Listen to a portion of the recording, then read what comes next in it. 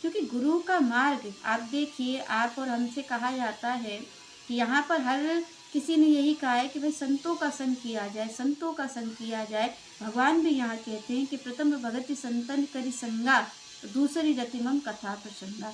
तो यहाँ पर जो भगवान ने संतों के संग रहने की बात कही, तो आप और हमें ये लगता है कि संतों का संग रहना मतलब है कि संतों के शरीर के साथ रहना, क्योंकि आप और हमें तो यही लगता है भाई गुरु जी के संग रहना है, तो मतलब गुरु जी के ही आश्रम में हम संग रहेंगे।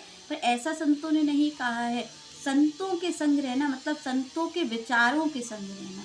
जैसे संतों के विचार हैं, जैसा संतों ने आप और हमें निर्देश किया है, अगर हम उसका पालन करते हैं तो हम गुरुजनों संतजनों के संग ही हैं। तो ऐसी ही संगति के लिए भगवान ने भी कहा है, तो ऐसी ही संगति के लिए यहाँ पर संतों ने भी कहा है। आप और हमसे जब कहा जाता है भाई साधु संगति करिए, साधु संगति का मतलब ये नहीं है कि आपका शरीर जो है वो होना चाहिए। आप ये देखिए कि आपका मन किसका चिंतन करता है। अगर मन आपका जो संतों के विचार हैं उनका चिंतन करता है तो आप और हम साधु संग में ही हैं। तो अगर हम संतों के संग भी बैठे हैं और हमारा मन गलत चिंतन में लगा है तो हम साधु के संग नहीं, हम साधु की संगति नहीं कर रहे हैं, हम उस दुसंगति को ही कर रहे हैं जो हमारा मन कर रहा है। तो हमारे लिए वो कुसंगति ही है। और साधु की संगति, संत की संगति, जिसको कहा भगवान ने भी कि प्रथम भगति संतन करि संगा, तो संतन करि संगा का यहाँ का भगवान का निर्देश सीधा सीधा है कि जिस मार्ग पे संत गए हैं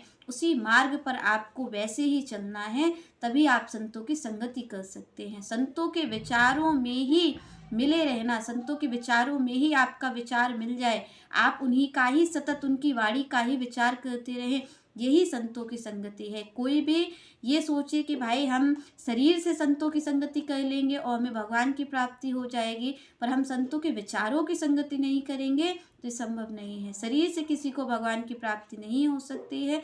जब आप और हम संतों के विचारों में अपने विचारों को मिला देंगे, जब संतों का विचार हमारा विचार हो जाएगा, हम उन्हीं के अनुसार आचरण करेंगे, तभी हमें भगवान की प्राप्ति संभव है। पर ये कार्य कैसा है? ये कार्य बिल्कुल विस्तुल्य है। भगवान ने कहा कि भाई ये प्रारंभ में बिल्कुल विस्तुल्य है, क्योंकि आपके जीवन को परिवर्तित करने वाला है, आपके जीवन से अलग है ये विचार। पर भगवान ने कहा कि भाई ये है तो विस्त के तुल्य, पर आपको सुख की प्राप्ति करवाने वाला है। कैसा? अमृत के समान, आपको अमृत देने वाला है। पर ये पहले विष जैसा लगता है, पर जब हम उन्हीं नियमों का आचरण करते हैं तो हमें अमृत समान सुख की प्राप्ति होती है।